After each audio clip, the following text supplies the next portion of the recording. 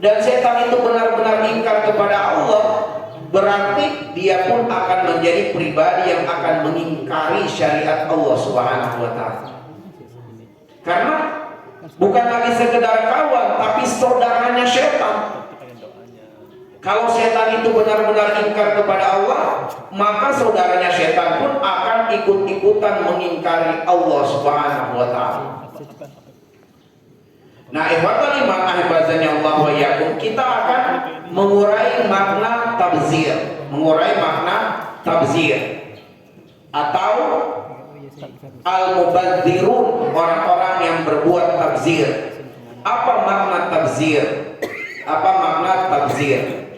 Imam Asy-Syafi'i rahimahullahu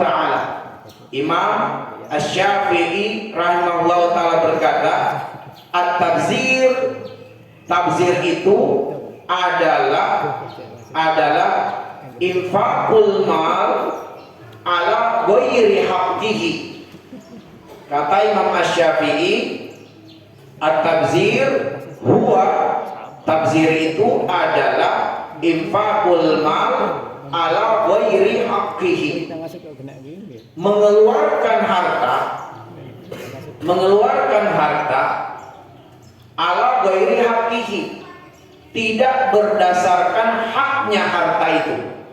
Jadi ternyata harta juga punya hak, dan yang disebut tabzir jika mengeluarkan harta tidak berdasarkan haknya harta.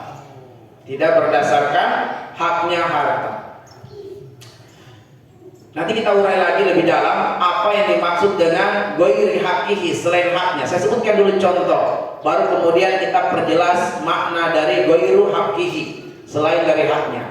Contohnya teman-teman sekalian, para pemuda dan pemudi yang dimuliakan oleh Allah, haknya makanan itu adalah dimakan. Begitu Anda mengambil makanan lalu menyisakannya, itu terkategori tabzir. Karena haknya makanan adalah dimakan. Lalu kemudian Anda ambil makanan banyak-banyak, lalu kemudian ternyata bersisa dari makanan tersebut, berarti Anda tidak memberikan haknya makanan untuk dimakan. Akhirnya terbuanglah dia menjadi sampah. Maka itu salah satu contoh perbuatan tabzir, karena tidak menunaikan apa yang menjadi haknya harta. Nah, buatan iman ahibazani Allah wa iyyakum, karena itulah kemudian ghairu haqqihi yang dimaksudkan dengan selain haknya, bahwa haknya harta itu ada dua. Haknya harta ada dua. Yang pertama, israful mal lil hajah. Mengeluarkan harta untuk hajat, untuk kebutuhan yang mendatangkan kemaslahatan secara keduniaan.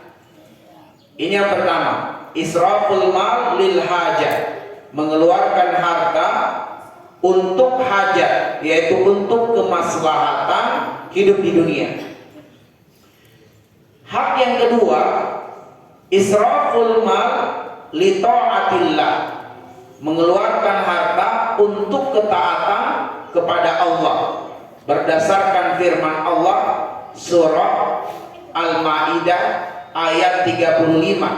Allah berfirman, ya ayyuhalladzina amanu taqullaha, wahai orang-orang yang beriman, bertakwalah kalian kepada Allah Subhanahu wa taala, wabtagu ilaihil wasilah, dan jadikanlah potensi duniamu sebagai wasilahmu untuk semakin dekat dengan Allah. Maka apabila Allah menitipkan harta, haknya harta itu li ta'atillah, digunakan untuk semakin dekat dengan Allah. Harta itu harus digunakan untuk ketaatan kepada Allah. Itulah haknya harta.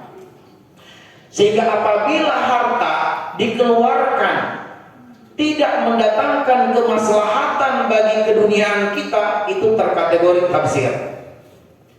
Dan jika harta dikeluarkan tidak dalam rangka taat kepada Allah, tetapi dalam rangka maksiat kepada Allah, itu termasuk tabzir.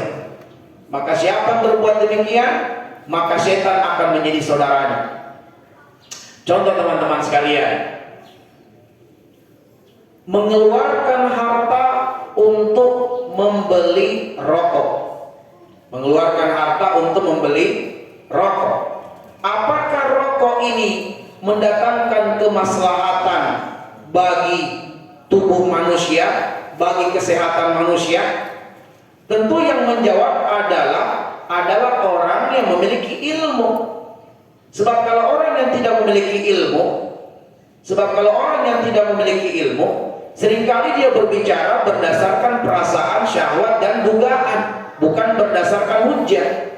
Sementara al-ilmu maqama alaihi dalil. Ilmu itu sesuatu yang dibangun berdasarkan bukti dan fakta. Nah, yang layak berbicara apakah rokok itu bermanfaat atau tidak adalah dokter. Tunjukkan dokter mana yang berbicara rokok itu sehat dan menyehatkan. Bukan para perokoknya. Tapi mana dari kalangan ahli medis, mana dari kalangan para